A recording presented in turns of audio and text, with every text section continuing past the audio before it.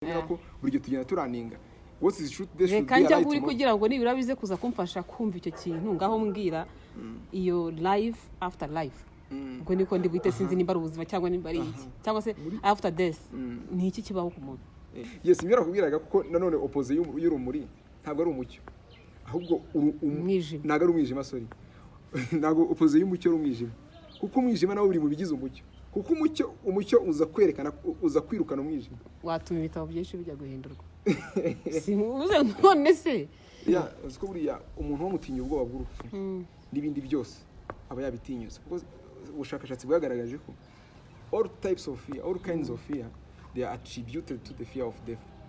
Ni gutinya umwijima ni gutinya urupfu kuko umwijima ushobora guhuramo n'umuntu n'ikintu kibutabona kikakugira nabi kikakwica gutinya nyibutsa ubwoba gutinya rejection ushobora ku rejectinga wenda mu kazi bakakwirukana ukabura ubuzima ukajya ariko as long as udatinya urupfu nta wundi bwo bugira mbese hari nk'abantu baba ari nk'ugiye umuntu agira aremba akagera u Rwanda ntabwo bemera ko umuntu yadesida gupfa kuba mu ntabwo byemewe hari n'ibihugu byemera n'ibitabyemera yego hari stage umuntu ageraho akaba adashobora uretse breathinga gusa nta kindi kintu ashobora gukora only ko gusa yinjiza hari ahantu noneho akambwira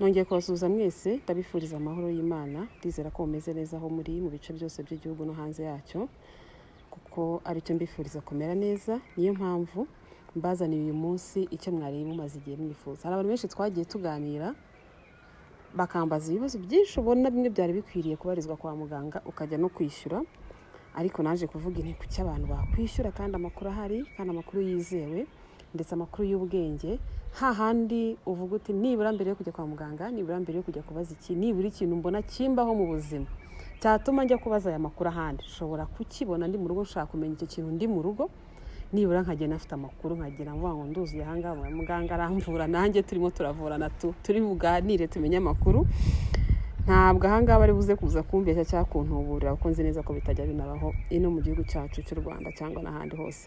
Niyo mpamvu rero iyi channel ije niyo mpamvu iyi TV ije nkuko mubyumva abo tuziranye abo twari dusanzwe dukurikirana banankurikira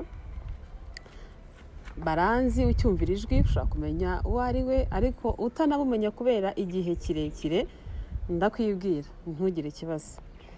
Ni umuntu wanyu ni Foster Gisa nkabanje nyuma y'igihe kirekire cyo guhindura umwuga akari mpamvu mbazaniye umunsi wa none amakuru menshi mujya mukenera amakuru menshi mujya mwibaza ntabwo ari njye bugaragara aka kanya kuko uwo nshaka ko abaganiriza uyu munsi wa none niwe nifuza ko agiye kugaragara tunatangira nanabaha ikaze kuri Gisa Foster TV. Uyu munsi rero dutangiranye n'umuntu nizeye cyane ku buhanga bwe n'ubumenyi mu mwuga tugiye kuganiraho nanerekejemo nanjye nanabaha ikaze n'abandi mwese mwifuza kuzamo. Uwo turi kumwe nta wundi ni Regis Muhire ariko arabibwira birambuye nibyo mbashe kubabwira nibyo ngibyo reka tumuhe ikaze kuri Gisa Foster TV tunamushimira kuba ari we mutumirwa wa mbere wemeye kuyizaho igihembo gishimishije kiramutegereje mu minsi iri imbere. Regis uraho neza? Muraho neza Gisa. Amakuru yawe? Amakuru ni meza. Umeze neza? Neza kibazo. Ubyakiriye ute ko ari mutumirwa wa mbere na mbere kuri Gisa Foster TV? Ndishimye ndibwira ko icyo akora ikiganiro cya mbere naba nkoze ubwo bwa mbere ngaragaye so ndishimye kuba ngaragaye kuri iyi channel yawe uburyo bwawe ndishimye kuba ndi kumwe nawe kandi ndakeka turi bugira ikiganiro cyiza byizeye. Witeguye gute cyangwa urumva gute abantu bari bukubone abanyarwanda bari hanze y'igihugu cy'u Rwanda abatari abanyarwanda buri wese ushaka kumva ururimi rw'ikinyarwanda ushobora kuza kukureba no kukumva kubyo ugiye kumubwira n'iki witeguye kwakira feedback n'iki witeguye kumuha? Birumvikana ari byinshi bitandukanye tugiye kuganiraho bijyanye n'ubuzima busanzwe kandi busanzwe ni benshi bafite ibitekerezo bitandukanye uburyo babona ibintu ese hari amaprincipe yashyizweho mbere haragenda ariko se ukuri ni ukuhe ni byinshi turi buganireho bijyanye gusa n'imibereho bisanzwe ya buri munsi we na siyansi zindi zishoboka kuzajya zana abahanga muri byo babikore ariko njye ni ibitabo byinshi, ni udutabo nagiye nsoma, ni ubumenyi nagiye nkora, ibyo niyigishije rimwe na rimwe mu buzima. Ni uko gusa umuntu yumva ko hari icyo akwiye kuganiriza abantu, kandi ni byiza ko ufite platform nk'iyi twaganira. Yes, urakoze cyane. Mbere na mbere reka tube ngo Regis ugiye kuganiriza abantu uyu munsi kuri Gisa Foster TV ninde? Usanzwe nitwa mazina yanjye nitwa Muhire Regis. Amashuri buriya sinkunda kuyagarukaho cyane. Nta nicyo atwaye ngayo. Yes, kuko buriya I know. academics ni jail. Ahantu bagushyira bakagu designinga gutekereza runaka. Uza rero iyo tugiye gutangira isomo aravuga ngo learning objectives. At the end of this subject uzaba uri able gutekereza gutya. Iyo ushobora kubona ibyo baguye gutekerezamo ukagerageza kubirenga, kandi mu buzima meanings zirenze izo ngizo, ushobora gutekereza birengeje ya academics. Niyo mpamvu mu buzima umubiri ukenera academics, ibyo bakwigisha, education ibyo wiyigisha, hanyuma hakazana revelation n'ibyo ubona biri muri future. So academics nazo narazikoze, ariko njye nkunda kuvuga ko ndi a permanent student of life, nkomeza kwiga mu buzima n'ubundi. Uko niko yivuga ku bantu bamuzi cyangwa ku bantu baba hafi ye, tegereje ko yivuga birenze uko nguko, ashobora kwiga umunsi ukira amapaje akaba menshi. Ariko urakoze cyane, kandi twongeye no kuguha ikaze. Reka tutarambiye abadukurikiye, dupfundure agaseke tuvuge ngo uyu munsi ni iki kintu dutangiriyeho, ni iki utuzaniye? Twarabiganiriyeho. Akenshi ubuzima bwanjye mbamo rero nkunda kuba nibaza, mbona ibintu byose nkibaza, ikintu cyose situation mbonye nkibaza ni iki kiri, niyo principe iri kugenga cyangwa kuyobora cyangwa kubaho. Akenshi ukaza gushaka meaning in life, ni gake hari ibyo ubonera ibisubizo, hari n'ibyo bigumisha ibibazo. Buriya kandi ufite ikibazo aho ni ahantu heza ko kuburi kuruta ko ufite, hari igihe ufite igisubizo utazi ko hari ikibazo yari runaka. For example, ushobora kuba ufite nk'inote y'igihumbi, utazi ko yagura ibiryo ushonje, ariko utazi ko ushobora kwafodinga nk'ibiryo muri restaurant runaka. Inzara ikakwica, ufite igisubizo ariko ntabwo ariko gishobora kutabigura aho ngaho uri. Turi kuvuga ushobora kuba ufite ikibazo cy'inzara. Kandi ufite igihumbi, ariko ntabwo uzi ko igihumbi gishobora kubyara ibiryo. Nicyo kibazo. Iyo ufite ikibazo ubura ahantu heza kuruta kuba ufite igisubizo kitazi ikibazo. Nk'ubu abantu bazi rimwe, ariko bashobora kuba batazi ko gatanu gukuramo kane ari rimwe, ariko rimwe arizi. So kumenya equation ni ahantu heza ho kuburi kuruta kumenya answer. None se uravuze ngo iteka iyo hari ikibazo haba ari igisubizo? Iteka iyo hari ikibazo haba ari igisubizo, nubwo cyaba kitazwi, bishobora kuba utakizi. Niyo mpamvu ari kumva ngo ya nama yobera n'iki, ahubwo buriya muri level of thinking ufite, education umaze kugira, academics ufite, zishobora kuba zitari gusubiza ayo mayobera. Rero ayo mayobera niyo nshaka ko tugarukaho uyu munsi, cyane ku kintu abantu dutinya benshi. Yego. Ari cyo rupfu. Urwumva ute? Tuvuze ngo urupfu urwumva gute? Uretse kujya gutabara ahantu, abantu bari kurira bameze gute. Yego, nanjye ndarira muri smallness yacu. Buriya umuntu wese atekereza muri installed capacity, kandi ntabwo ushobora kuba stronger than the force of culture. Yego, ntabwo bishoboka. Energy of culture is always stronger than ourselves.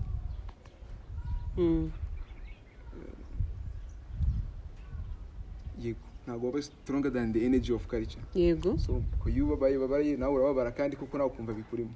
Ariko mu by'ukuri the logic ibihari, habaho stages of existence. Kubaho. Ndaguha urugero. Iyo umuntu ukiri ingaragu, byinshi agendera kure kuko zikazabyara, uteganya kubyara. Niyo ngo hari pressure wa mwana utarazaho amushyiraho, kandi ataramubona. Ni icyerekana ko umwana hari. Cyane cyane abakristo bajya deep down bakakwereka ko Imana yari bafite mu bitekerezo byabo. So ngo mu bitekerezo b'abantu barahari. Hari ahantu abantu baba bari inyuma mbere yuko baza. Niyo mpamvu abantu bangana, turazenda kubigeraho tuvuga kuri sense of respect. Ni he respect yagakwiye guturuka? Nuko abantu bangana, wenda turaza kubigeraho. Hanyuma iyo pressure umuntu agushyira atari nicyerekana ko ahari, ahubwo igihe cyo kuza mu mubiri kikaba aricyo kitaragera. Aho ngo icyo gihe rero tuvuga ko ari muri pre-womb existence, abari muri stage of existence ariko itarajya muri womb. Bisobanura neza mu Kinyarwanda ngo muri pre-womb existence. Womb mu Kinyarwanda sinzi ko buriya kenshi tugira ikibazo aho dukura knowledge, aho twigiraho indimi z'amahanga. bigatuma bikatwopressinga gutekereza mu ndimi uvuga ngo umuntu nta nubwo aragera mu nda sibyo ego umuntu aragera mu nda ego ariko ariho mu ntekerezo z'undi na nature kuko nk'ubu tuzi ko hari abantu niyo bavuga ngo young generation turi Gen Z nuko hari indi generation izaza gusa sinzi nuko bazayita wenda ubwo nanjye ngira ikibazo ko bafasha ari 1996 kugeza muri za 2000 na kangahe bakabita aba Gen Z yego aba 2000 wenda na 17 kuzamura bazitwa ngo reka dukomere kuzerekere ku byacu ariko reality zigenda zihinduka nk'ubu wone so wa create alphabet ku cyagarukiye kuri Z kandi hari izindi sound tujya twumva yego hari sound ushobora kumva ukayibura muri ABCD kugera kuri Z niyo mpamvu turi kwiga igihe cyose bagenda barandinga hari igihe cyabayeho hatariho alphabet hatariho ABC icyo ubuvumbuzi bumara hagenda haza ibishyashya so tuzagenda tugira time twabigana tugere kuri levels of thinking ko hari gutekereza ukere yani no gutekereza utanga innovation wenda muri zero alphabet hazamo innovation ikundi bivuga ukundi tutazi so hanyuma reka tugaruke kuri cya kintu cyacu cy'urupfu kiza gute mu mayobera kiza gute mu ntekerezo zawe kitaranabaho kandi umuntu yavutse ariko agatangira gutekereza gupfa none ndi kukubwira so muri ya pre-womb existence kwa kundi abatarajya muri mama yego aho ngaho naho ni aba hari kandi hari pressure badushyiraho hari na emotion adukereyamo uziko nk'umuntu yitaba Imana ngo shagiye ntamwe agiye atabyaye ukumva abantu bababajwe nuko agiye atabye nuko ngo hari ikintu hari pressure abantu bafite yuko ari umuntu agombaga kuzaza so hakabaho na womb existence uri muri mama wawe icyo gihe noneho ubutangiye kugira space and time mbere wago ufite time ariko nta space wago ufite igihe ariko nta hantu uri mu ntege udafatika niyo space and time theory muri levels of thinking so none ugeze ahantu ugira noneho space ukagira na time mu nda hanyuma ubwo ufite aho uri ufite n'igihe cyo kubaho ina n'igihe nabyo ni ibintu tuzaganiraho nta kibazo so space and time utangiye kuyigira ugeze mu nda yego hanyuma wamara umubyeyi akagutwara amezi 9 hanyuma amezi 9 yashira ukajya noneho muri life ariyo ya post womb existence niyo bita life aho ngaho niho umuntu rero tutangira kumurera tukamukoraho mbere abayakorwagaho na mama we gusa ariko natwe dutangira kujya tumukoraho tumuvugisha akabaho yego noneho yamara kubaho akageza igihe cyo gupfa aricyo bita kwitaba Imana gupfa yego yageze aho ngaho rero aba ameze nk'usubiye hahandi yari ari muri pre-womb mbere yuko ajya muri mama we noneho niyo mpamvu opposite ya life atari death kuko byose ni stage none imbusane y'ubuzima ni iki urakoze cyane imbusane y'ubuzima ubuzima nimba atari urupfu imbusane kuko habaho kubaho gupfa nimba imbusane y'ubuzima atari urupfu nabisomyeho ndabishakashaka nsanga ubuzima kubaho mu gitondo bugacya bukira ugakora ubuzima buba bwiza iyo wujuje purpose yawe yego ugeze ku ntego yawe uko kutaharanira gushaka kugera ku ntego yawe nicyo nakwita purposelessness niba ariko nabyita nicyo nakwita kari cyo kinyuranyo cy'ubuzima kuko ntabwo ambwira ko ikinyuranyo cy'ubuzima ari urupfu kandi ari agace ari checkpoint niba tuvuze ngo checkpoint A B C ntabwo baba ngo difference ya B ni C kandi dufite na A dufite na D niba ngo iyo umuntu apfuye nabwo umubiri uba uhari ariko noneho uri inactive niyo mpamvu ahubwo aho kugira ngo utinye irimbi utinye ahantu ari abapfuye ugatinya hari abantu bazima kuko they are having aho gutinya irimbi watinya hari abantu bazima watinya hari abantu bazima kuko abantu bafite umubiri they can fight you bagukoraho bagukubita banakwica banakugirira neza ariko ahari abapfuye bafite their spirits gusa bararuhutse nta kindi bashobora gukora their spirits gusa niyo mpamvu kurama no kuramba bitakabaye intego y'umuntu mu buzima ahubwo intego yakabaye kuzuza intego gukora purpose yawe Yesu yapfuye afite imyaka 30 n'ubu ari 3 yari akiri umujene cyane bishoboka abaye rero kuramba ari ibyiza mu buzima yakwiye ko yaragize nk'ijana ariko ibyo yabikoze vuba vuba imyaka 30 n'inga aragenda icyari cyamuzanye ku isi yaragikoze kirarangira aragenda so long life is overrated aho none se waya as long as umuntu ashobora gukomeza tugarutse ku rupfu none wambwira gute nimba ikinyuranyo cy'ubuzima atari urupfu wambwira gute yuko ubwo ushatse kuvuga ko buri kiremwa cyose buri muntu uje ku isi aba afite intego umwana upfuye akivuga akiva mu nda ya nyina uwo mwanya akaba arapfuye intego yari yego umwana hari n'upfira mu nda ya nyina Yego. still birth. ntacyo twari twahageze kuri existence yageze ku isi yavuye mu nda arahageze rero ahise apfa. buriya kenshi kugira ngo tube turi na homogeneous ibintu ikiganiro se gishobora kuzumva n'umukristo gishobora kuzumva n'umusilamu gishobora kuzumva n'umufite imyemerere itandukanye runaka. Yego. Bibiliya niyo ivuga ngo umuntu umaze imyaka 500 inshuro ebyiri atubahiriza intego yataragera ku ntego arutwa na still birth, arutwa n'umwana upfuye akivuka. Kuko umwana upfuye akivuka kandi no muri science barabivuga ko umwana umubyeyi agitwita ntago aba kijya muri periods. Yego. Uko tugiye muri period umubiri uraruhuka. Hari n'ubundi uko kuntu nafata ko iyo papasi akoze either ashobora gutuma hari decisions afata mu umugore kubera twite zimwe na zimwe zikamurengera mu buzima. Ibyo ni ikintu yagukorera kandi atariho. Hari decision ushobora gufata kuko twite. Icyo gihe udatwite uri ko wahaguye ariko kubera ko twite urifashe mu buryo runaka. Ikindi muri byo nakubwiraga bya science umwana batwite mu nda hari indwara rinda mama we kandi no kuba atajya muri regre hari ibindi bimufasha bijyanye atajya mu mihango n'ibindi. Yego. So umwana utavutse n'umwana ukiri mu ukigera and wumva existing hari icyo bafashije kirakomeye cyane.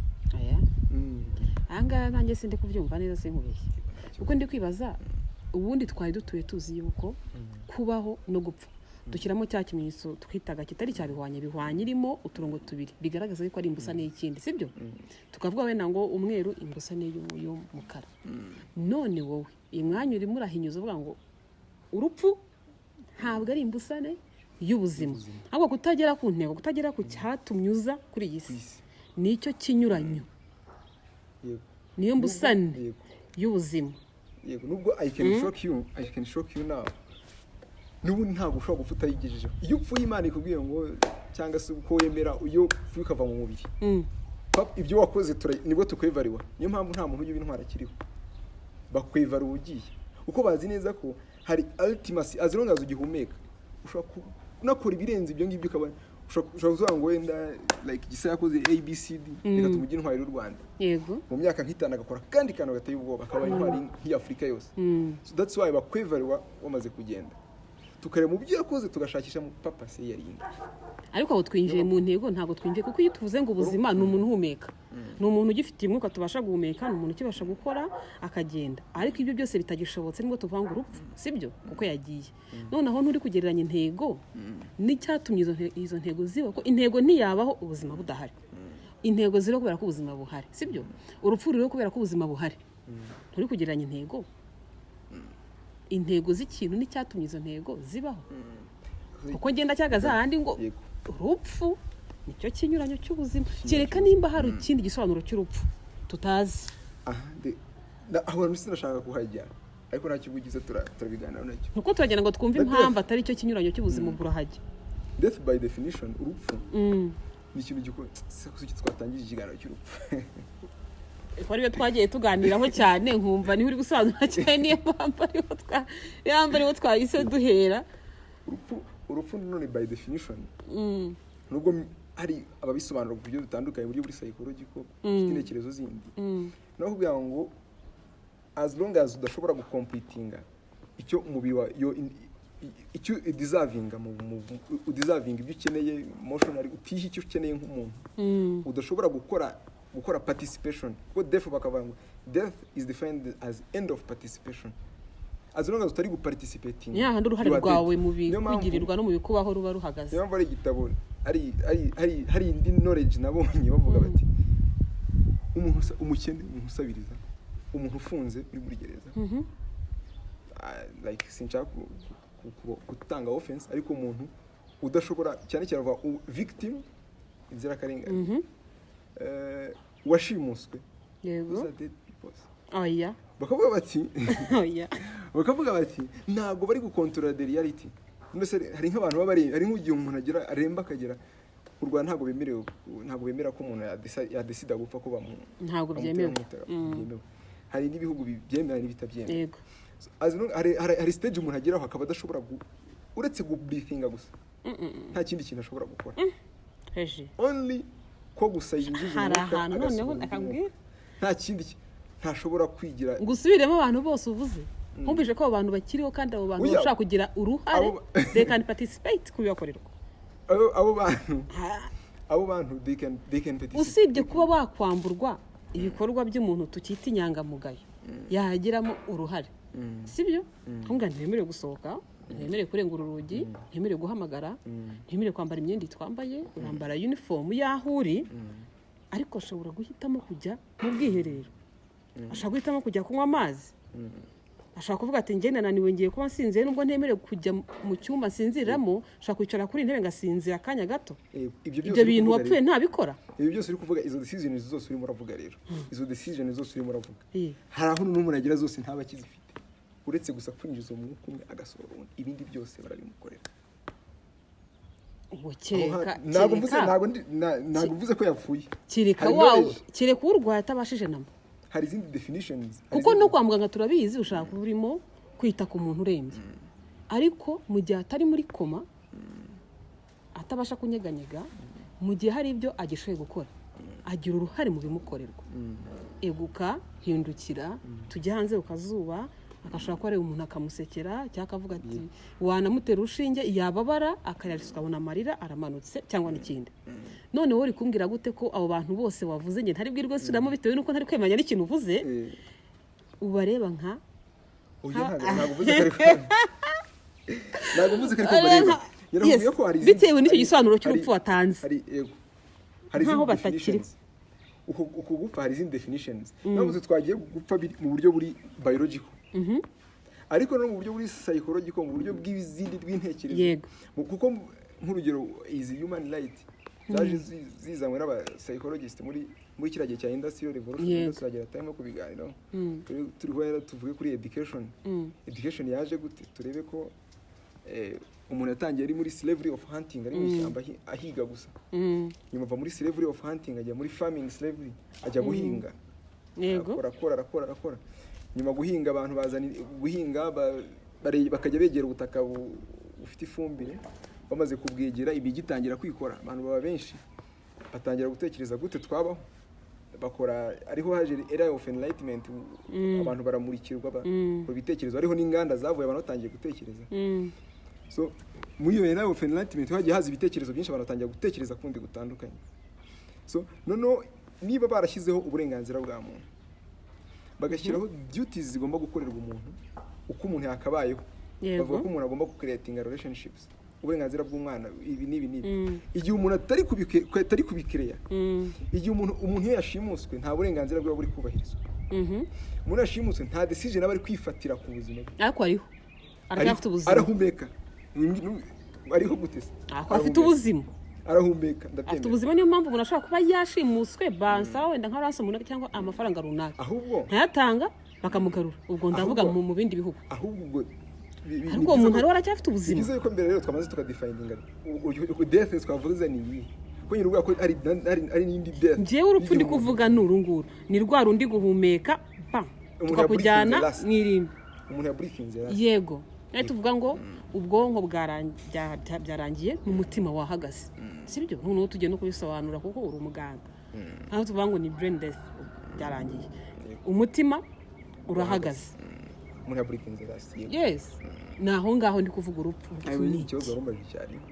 urupfu nirwo ndi kugaruka aka kanya kuko umuntu washimuswe umuntu ufunze umuntu wenda bari gupriva cyangwa se kubuza kugira ibyo yikora yakaba yakora aracyahumeka na bya bindi bitanu by'ibanze umuntu ashobora gukenera aracyabikora aracyakora za characteri bivuga ngo ni za living yego none se uwo muntu atariho afite ubuzima ego ntago ari urupfu hanyuma rero umuntu rero like nubwo zira characteri regaburi arazo tugomba kuzikweshoninga tukarese buriya kuko ku muntu biratandukanye umuntu hari ibindi bintu akora atandukaniyeho n'izindi living things umuntu agira development inyamaswa nazo zigira ubwenge ariko ntabwo zideveloping yego urabona intare yiyogoshesheje ni ukugutekereza ko wazo ntabwo garukiye inese kuri mu ishyamba nuko rero umuntu mu kudefininga za property za character za living things tugomba kujya beyond kuko twe niba bavuga ngo umuntu ni homo sapiens azi ubwenge ariko akazimenya n'ubwenge cyane kuko niba intare uvuga ngo izi ubwenge uko yahigaga mu myaka 2000 ishize n'ubu niko igihiga ariko gisibwira ko intwaro yakoreshwaga mu myaka 2000 ari igikoreshwa ibintu byarahindutse ariko n'umuntu utagize amahirwe yo kuvuka ubwonko bwe nta kibazo bufite akaba afite ikibazo akaba adashoboye kwikorera abandi twita ngo afite ikibazo cyo mu mutwe apfa kuba agihumeka uwo muntu afite ubuzima yapfuye na bya bindi bitanu tuvuga umuntu ashaka kwikorera ashaka kuba atabibashije hari abamufasha ahubwo ikibazo turi buze kugira ni muzima ikibazo turi buze kugira kiraba icya definitions aho niho nahereye nkubaza kare niyo barakubwiye ngo urupfu ni iki ikibazo turi buze kugira kiraba icya definitions wowe tunjyana ngo ntabwo ngo aricyo kinyuranyo cy'ubuzima bwe ninjye numva ari ikinyuranyo cy'ubuzima oya n'ubundi nibisanzwe hari opposites twese tuvuga dusa nk'abagendera mu ntu dusa nk'abagendera mu kavuyo ariko usanga ntago convince mi rero urugero opposite ya profit ntago ari loss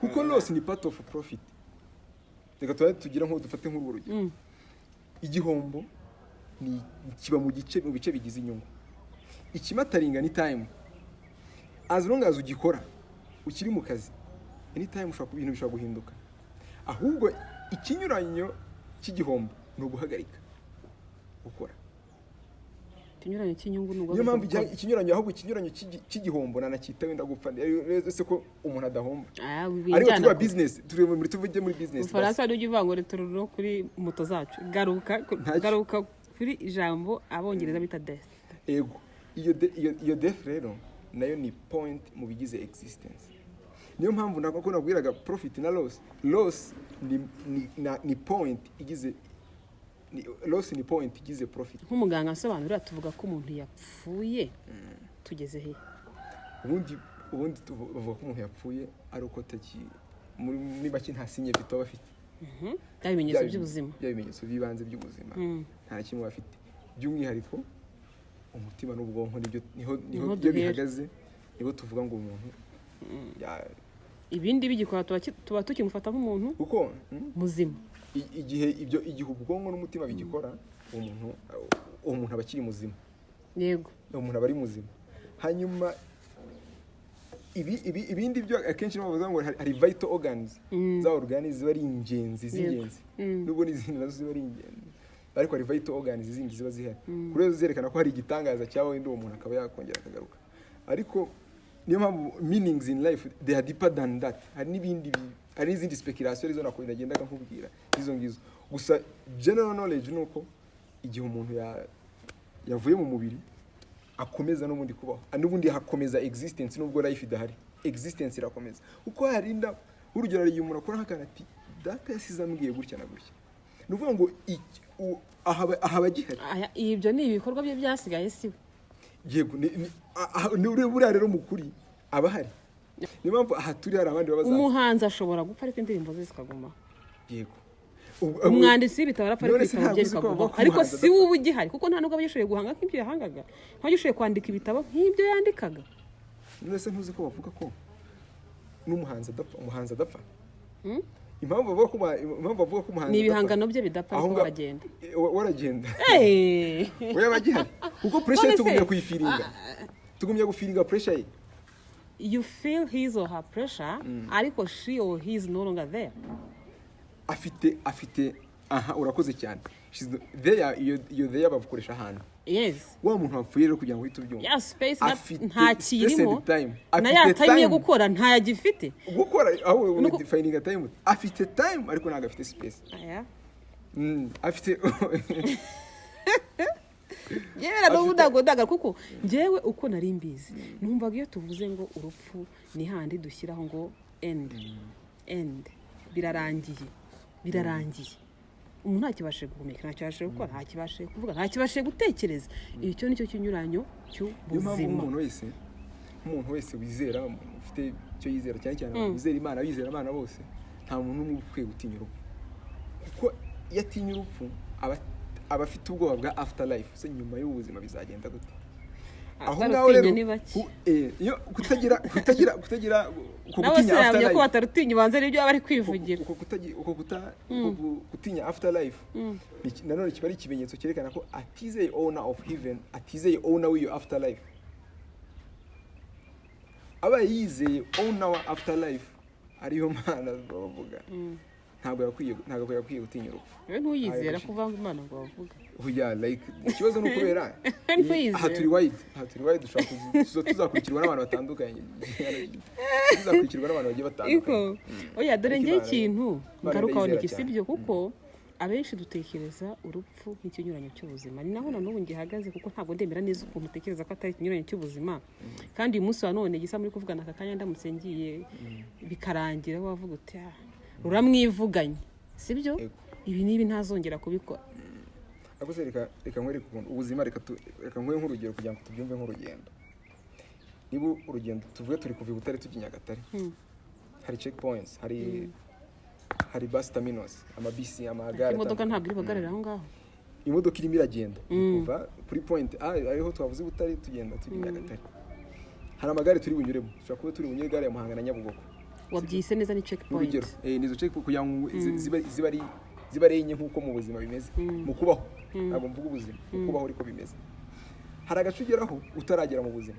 Aravuga ngo ntabwo wambwira ko gare ya Muhanga difference yayo ari gare ya Nyabugogo kandi turi mu rugendo. Uri mu rugendo ariko icyo wanyuzeho ni checkpoint kandi kuri checkpoint ushaka kwanyura ntwaye imodoka bagacekinga bagasanga imodoka nge nta kibazo nabifite. Ya checkpoint nkayirenga ngakomeza. Nimba ngeze Kabuga ngakomeza nkagirwa amagana. Kubera ko basanze ibyo ndenza ahubwo nge navuga ngo izo checkpoint uri kuzana mushaka kwita urupfu. Njewe nzita nka cyagiye umuntu ashobora nko kurwara akagripe, akarwara malaria, akarwara iki. Noneho akaba aribwo mvuga nyamara wanze ubudangarwa bwanjye butameze neza. Nkeneye kujya kwa muganga, nkeneye wenda kuboostinga immunity cyangwa nkeneye wenda gushaka ikindi cyazamura abasirikare b'umubiri wanjye ngo bongere bagire imbaraga barwane n'iki kintu kirimo kukunyataka. Ariko ntago ari urupfu. Uko urupfu ruza rurangiza byose. Uziko buriya wiga ntago mwize ko stage ya nyuma aho umuntu hanyuma ashaka kugera ari urupfu. None se iyo umuntu apfuye birangiye uko wemera habasigaye iki? Ahubwo rero mbwira neza habasigaye iki kubwaho? Cyane isiko biba birangiye aho ngaho. None niyavutse bikaba bitangiye. Yes. Ahubwo tugakwibura gutekereza cyane no kwibaza cyane umuntu avutse kuruta. Yakuvuka nemera ko iyo umubyeyi asamye umwana akaba agaragara muri kiriya cyuma cyo kwa muganga ko umwana ari mu nda. Ubuzima babutangiye. Abari womb existence. Ariko hari nanone aho bamva bitandukanya womb existence na post womb. Nuko hari experiences ziba hariya. Ari zitandukanye n'iziri mwisi. Na development iri hariya iri dependa ku mubyeyi. Itandukanye n'iyo hano kwisi umwana akaba independent. Gahumeka umwuka. Ariko turemeranya yuko umubyeyi akimara gusa mu buzima bw'umwana butangira umuntu yapfa imyaka 100 cyangwa 90 ingahe ubuzima bukaba burahagaze. Ubuzima bukaba aho turahemeranywa ubuzima bukaba burahagaze. Aho none nashaka nyine kwibugaruka. Urakoze cyane. Ubuzima bubuhagaze ariko kubaho biba bikomeje. Nta kundi kubaho. Abakira kuko naguye ko ari pressure dufiringa kuko yabayeho. Hoye. Kuko tumuzi hari pressure dufiringa. No n'umuremyi urema abantu we noneho ibyo byose abira muri deep time. Kugira ngo tunanone tubyeze kubyumva neza tugomba ku understanding time, concept of time. Habaho present. Hakabaho past. Hakabona future. Yego. Igihe turimo icyahise n'ikizaza. Past ni experience. Ibyo ndi twanyuzemo. Ariko nabyo rimwe byigeze kwitwa ko tubirimo. Yego nta kibazo. No hakabaho present moment now. Niyo iri practical yonyine. Ko past ntago icyo wayikoraho. Ise ntacyo twakora. Nahazaza ntacyo icyo dukora uyu munsi gishigira kwa zaza. Niyo mpamvu iyo umuntu afite a very good psychology akora acting today kubera future. Acting today kubera past. Yego. Past is just an experience you running aho from. Ariko future iyo ni idea, is just an idea. Future ntibaho. Nyine njyewe nicyo kintu twaherewe tuvuga sibyo. Clear this thing for me. Urupfu ni iki? Yego ndagira ndarugarukaho. Aho hantu rero Imana ukireba ireba passé ikareba present at the same time. Niyo bavuga ngo ni eternity. Natwe rero ukitureba itureba tutaraza hanyuma ikatureba turiho ikagumya ikanatureba twaragiye. Iyo ugiye biba birangiye reka gutegereza wa munsi w'umuzuko. ku babyemera n'ababyizera none se wazura kuko umugabo ikidahari? ntibuka neza muri None se uwo Bibiliya munsi yigeze w'umuzuko? gusaba Imana kumwongerera igihe cyo kubaho. none se uwo muzuko wazuka udahari wazura ikidahari Uzi umuzuko Ariko nemera ariko yuko bavuga nk'uko ko- Imana yatangire mu muntu ikabumba nimba ari itaka icyondo ikamuhuhiramo umwuka, nemera ko Imana izongera igahuha nk'uko yafashe ya magufa yari muri cya kibaya ikayateraho inyama ikongera ikahuhamo umwuka, Yego, ariko- bakaba ariko abasirikare amagufa bagasubira ku rugamba. Ariko amagufa Nicyo yari ahari, Eh, sibyo? niyo mpamvu- Hari ayo icyo magu- guheraho. ayo magufa nta life yari afite. Kuko n'Imana ijya Ayo- kureba yego, umuntu yego, hari yego, icyondo yego. yafashe Ayo icyondo magufa- irabumba bati umuntu ayo- tumureme ase nanjye Ayo natwe, magufa yari sibyo? ahari. Yari ahari ndabyemera ariko ntabwo nta life yari afite. None se ariko yari niwumva yuko iyo umuntu existence. atagihumeka wa Niyo mwuka mpamvu- uyu nguyu niyo nawe mpamvu- uri guhumeka aka kanya biba Niyo mpamvu byarangiye. dushobora kujyana nk'ikibazo cy'ururimi cyo kubisobanura ariko ayo magufa yari afite. Ya birasobanutse. Ayo magufa yari afite. Umwuka uri guhumeka yari aka ahari. kanya ubaye Yari utakikurimo existingaga. wagiye. Uyu mwuka uri guhumeka aka kanya ubaye utakikurimo Yego, wagiye. nta life mfite Ntayo. ariko I exist. Niyo mpamvu no muri bya bimenyetso bya mbere tureba airways umuntu agihumeka, Yego. tukareba na pulse ko Ndabyumva. nibura umutima ugitera. None se ibyo utabifite uriho? None se si rwo rupfu? Ibyo ngibyo ni characteristics za life z'uko umuntu afite life, y'uko life igihari. Hanyuma rero life nyuma y'uko ibyo byose bibuze, life ntayihari ndabyemera. Ibyo nta n'ikibazo tunabifite, life ntayihari ariko twatangiye stage yo muri existence yitwa after life. Ariho noneho nkubwira ko kimwe kitaba opposite y'ikindi kandi ari urugendo rukomeza. Noneho asanga naho inyuma hari izindi tutaramenya bijyanye nuko n'impamvu nemera ko buri gihe tugenda turaninga. What is truth there should be Reka a njya right kuri tomorrow. kugira ngo nibura bize kuza kumfasha kumva icyo kintu ngaho mbwira iyo life after life. Ubwo niko ndi bwite sinzi nimba ari ubuzima cyangwa nimba ari iki cyangwa se after death ni iki kibaho ku muntu. Muri iyo ni speculation ikomeye cyane biterwa nuko umuntu abyemera. Gusa icyo twemeranya nuko iyo existence hari aho hantu hahari. Yimbwira uko wayisomye aho hantu ku cyangwa uko uyumva nyuma y'urupfu umuntu aba ari he? Nyuma Bimeze bite? Nyuma y'urupfu umuntu aba ahari. Aha aba ari he? Aba arimo arakora iki? Aba hari abafite time ariko adafite space. Ntacyo akora nyine. Aba ari nyine mugato turaza kugira ibyo twita ngo ni bariya y'ururimi. Umuntu arapfuye akanya turamushyinguye. Uri muri ba bantu bemera ko roho ikomeza kuzenguruka. Ariko se bura ntabwo uzi ko gukora ubusanzwe gukora ushatse kuvuga gukora iki se? Kuko gukora niba gukora nko gukora ibi nk'ibi turi gukora. Oya apana nk'ibi ngibi. Wowe numbwira uti hari ibihugu numvise bivuga yuko ngo roho y'umuntu apfuye ngo umwuka we simvuga roho kugira ngo abemera Imana batabyumva ukundi ngo umwuka we ushobora kujya nko mu kanyamaswa runaka numva mu nyoni muki cyangwa se umuntu akaba ashobora kubandaringa aho ngaho so irimo irahazenguruka ireba uko bimeze rimwe na rimwe ikashobora no kwegera abavandimwe ba hafi cyangwa inshuti za hafi bya bindi abantu bavuga ngo yamurose urumva. Ndetse hari n'abemera yuko mu gisekuru gishobora kuvuka ashaka kuvukamo wa muntu wapfuye akaza soro yikaza muri uwo muntu uvutse roho yikaza cyangwa muri uwo muntu uvutse. Niko nawe ubyumva kuko uri kumbwira ko umuntu ngo arakomeza aho naho nabakweshoninga kuko bavuga se niba se wakwibaza ubwo nicyo natubwo hari abari bari twebwe. Aha yego aho ngaho ushaka kuko nigeze gura n'umuntu anyemeza yuko ngiye uri aka kanya atari nge wa mbere wayo nawe birangira mubwiye nti ibyanjye story yanjye izarangizwa n'umunsi navuye mu mwuka nta wundi gisi uzabaho sinakwemeranya naho ngaho wemeye ko nta wundi reji uzabaho nyuma yawe. Niyo mpamvu njye mfite umurongo wanjye n'undi uzaza afite umurongo we. Imirongo ni myinshi inzira ni nyinshi n'undi uzaza afite umurongo we. Niyo mpamvu abantu bose barangana. Niyo mpamvu umuntu urespectinga mugenzi we kuko yabanje kumenya icyo ari cyo. That's not a natural respect. Iyo nta respect biri ntabwo nyenyemera respect. Nubanza kumenya wundi ukabanza kumenya ngo nyoboye ibi nibi cyanshinzwe nibi nyuma ukanyuba. That's not a natural respect. Umuntu agomba kurespectinga undi kuko abantu bangana. Kuko igihe abantu bate igitekerezo cyo kuri mu muntu igihe cyaziye rimwe. Ahubwo igihe dutandukanye ni ukugenda dupasinga mu mubiri. Umwana wawe wamutanze gupasinga mu mubiri ariko Imana we yari imufite mu gitekerezo nkuko nawe yari gufite mu gitekerezo. Niyo mpamvu igihe gitandukanye ni igihe cyo gupasa mu mubiri iyo passage yo mu mubiri itandukanye with the time ariko abantu babangana. Ariko iyo umuntu apfuye birangiye. Iyo umuntu apfuye akomeza existence ariko life birangiye. Iyo existence rega njye niyo ntumva from the beginning ntabwo numva iyo existence icyo ari cyo nyuma y'urupfu. iyo existence bihari ariyo nakubwiraga ngo ifite time idafite space. Uza ahantu uri urimo uragira woma cyane. Oya. Urimo uragira woma cyane muri purgatori. Oya ariho ubwo niyo mpamvu ibindi byose bikurikira aho ngaho. Kuko ntabwo ari byiza kugesinga. If you know better we do better. Guessing ni cyerekana ko ufite raw knowledge and assumption ni ibimenyetso byerekana ko nkurikije ibyo uri kuvuga. Byerekana ignorance, the signs of ignorance. Nkurikije ibyo uri kuvuga. Naho uri kugana. Nimba utabasha kunyemeza ko iyo existence hari aho umuntu yaba ari n'icyo yaba ari gukora ukayishyura gusa ngo umuntu afite space ariko nta time.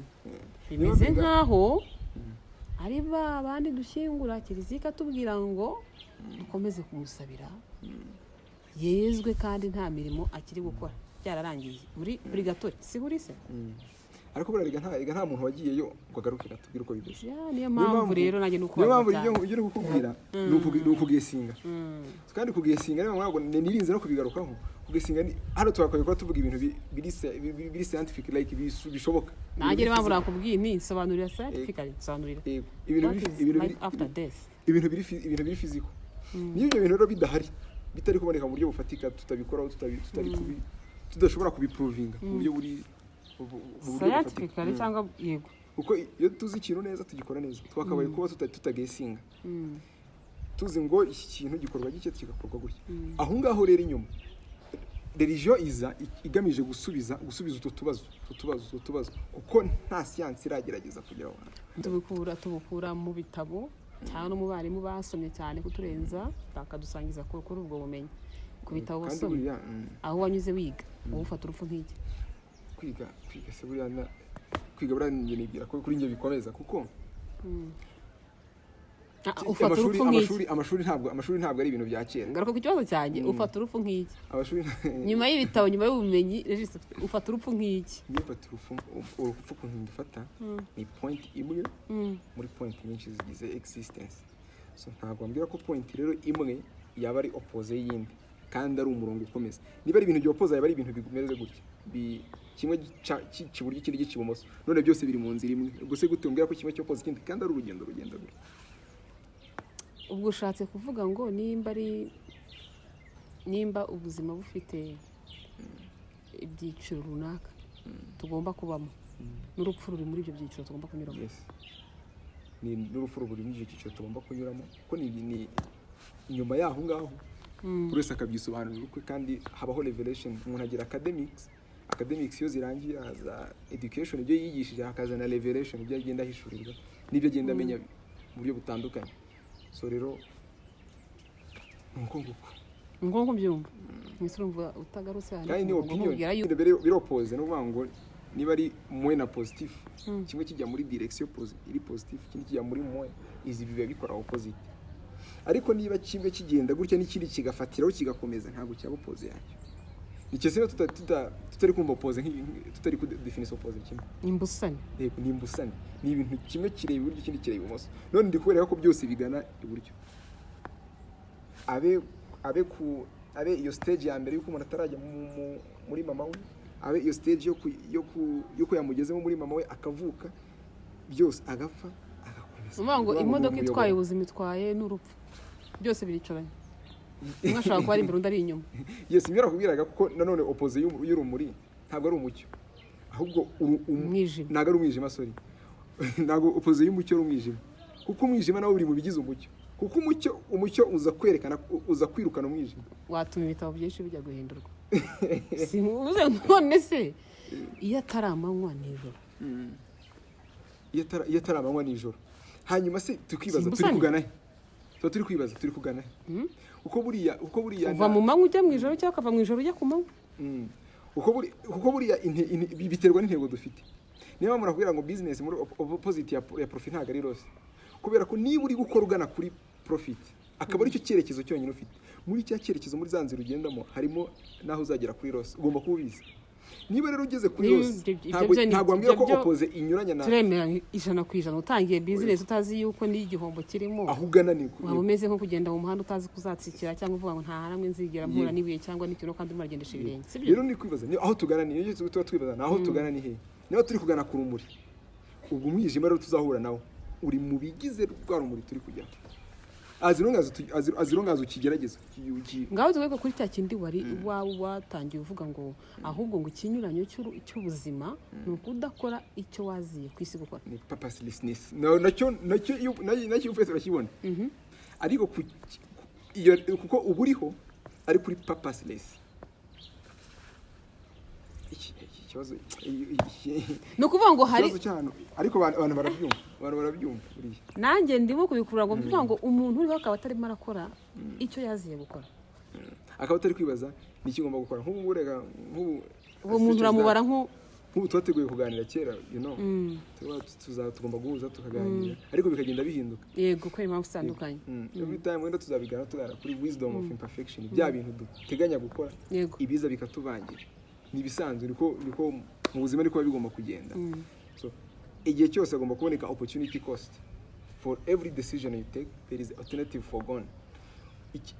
Decision ufashe yose hagomba kuboneka. Nk'ubu aha turi ntago famille ntago iri kutureba, ubu ari n'abadukumbuye, ariko ko twafashe iyi decision hari ibyo twatakaje. Igihe cyose niko ibyo twigomwe kugira ngo ibingibi. Yego rero kugira wisdom no kumenya. Ko badukurikiye muri kumvariza Regis aragira ati ubuzima igihe cyose uriho udakora icyakuzanye nta ntego y'ubuzima ufite. Oya. Tinya kuvuga ukuri kubivuga. Koko? Oya kindi kukubwira kuba purposeless. Niyo nabwo sinumva ko kubaho nta ntego.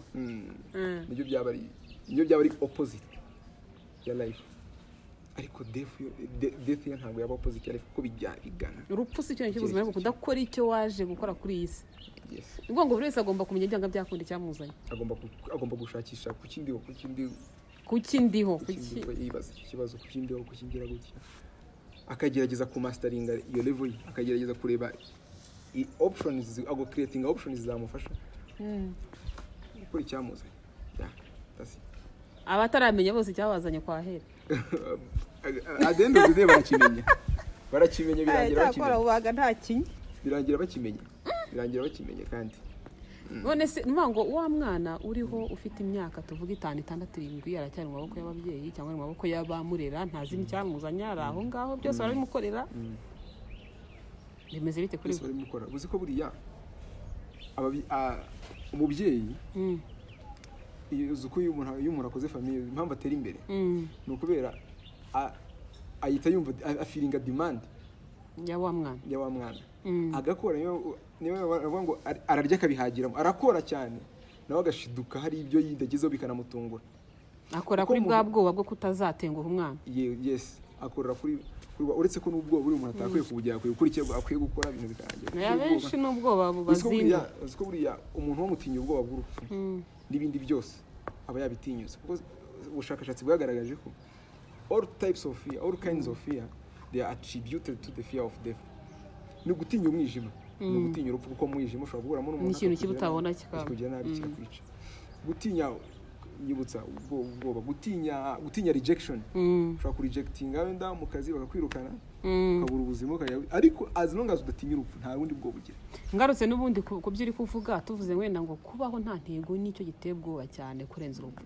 Buri wese abashiye kumenya intego ye akanabaho neza muri iyo ntego akanaharanira kuyigeraho ntiyagatinya urupfu. Ntabwo yagatinya urupfu kuko niba nakubwiraga niba kurama ari testimony Jesus ari ibyo no kwa muganga nitwajya tujyayo. Hari ibintu kwa muganga ntago twajya tujyayo. Oya tugomba kujyayo kameme.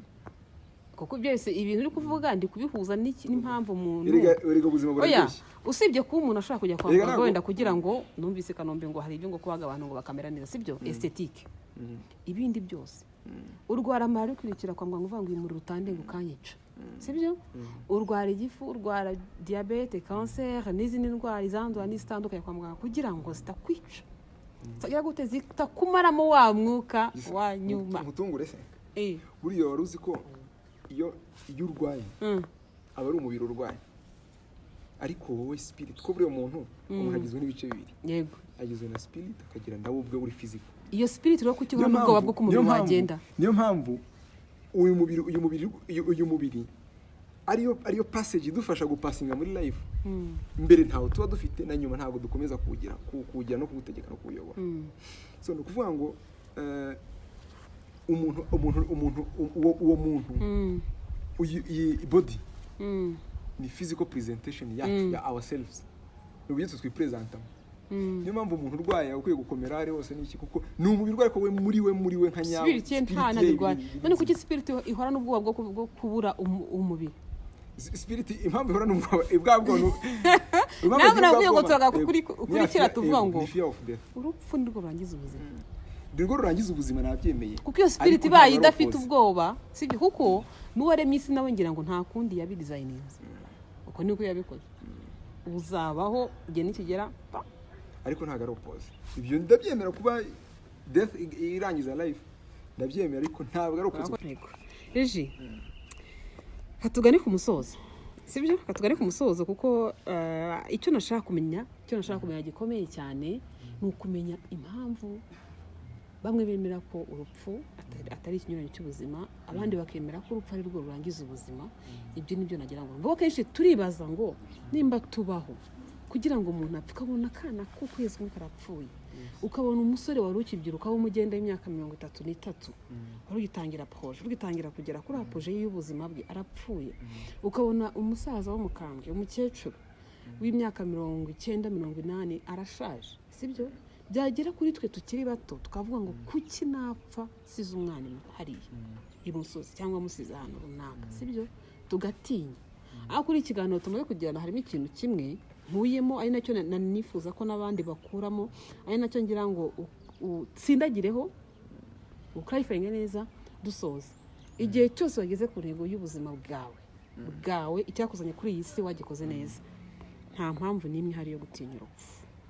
Aho hantu wingira ngo usobanure neza tugana ku musozo. Kandi abantu bakwiye kumenya gusobanukirwa urupfu neza iyo barwumvishe neza bituma nta n'ubundi bwoba bagira ko ubwoba ni enemy y'umuntu cyane. Hari ibintu byinshi no gutekinga risk, fear of loss, ibyo byose ni fear kandi zose zikaba ziri attributed to fear of death nk'uko science ibivuga. Usobanuriye neza umuntu wese usobanukiwe neza urupfu icyo ari cyo ko ari ugucenginga aho yararajya andi muri ubwo turi kuva kuri rwa rupfu rwo gushiramo umwuka gusa ahubwo tukajya kuvuga ngo ntukiri ku isi si twari dukwiriye gutinya urupfu kurenza ko dutinya kugera ku ntego zacu z'ubuzima. Bivuze neza cyane ngo aho iyo ntego wayikoze neza ukayirangiza nicyo cy'ingenzi cyane. So niyo mpamvu abantu badakwiye gutinya urupfu ahubwo bagakwiye gukora purpose yabo bagakwiye kubaho bari purposeless batinye kudasohoza intego zabo z'ubuzima kureza. Ubwo tubonye ku bwoba bwose ushingiye ku bwoba bw'urupfu uramutse overcoming ubwoba bw'urupfu nta buri bwo wakongera kugira. Uramutse unageze ku ntego zawe neza ntiwatinya gupfa bavuga ngo hari icyo nsize hariya. Ku bari badukurikiye rero mukomeje no kudukurikira mu biganiro byacu byaba icy'uyu munsi n'ibizaza reka mbashimire cyane. Iyi somo nkuyemo ni iringiri igihe cyose wageze ku isi wahageze nta kundi kuwahunga kereka umunsi umuremyi avuga ngo uragiye aho niho wagenda. Kandi turi muri gare ntituzugezweho na karisti ntituzi ngo iyo list uri imbere ninde uri inyuma ninde. Igihe hari ni kimwe igihe cyose ugeze ku isi ukamenya icyatumye uhagera nimba uzigisha nimba uzavura nimba uzacunga umutekano nimba uzafasha abantu ibyo nahawe birakureba aho kuvumbura icyatumye ugera kuri iyi si. Numara kukimenya ntabwo uzongera gutinya urupfu. Ni isomo nkuye mu byo Regis atuganirije muri iyi minota yose ari nayo mpamvu namwe nifuza ngo mukurikire n'ibiganiro by'ubutaha n'ibindi birenze ibingibi bizaza. Tuzaganira ku bintu byinshi by'ubwenge bitandukanye hamwe uzajya uvuga ngo nimba ndiho kubera iki nimba ngiye kumwa kuki ngiye kwivuza nimba mfashe uyu muti kuki ngufasha sibyo Regis. Nizere ko n'ubutani tugutumira uzaza. Nta kibazo tuzavugana. Urakoze cyane turagushimiye mugire umunsi mwiza.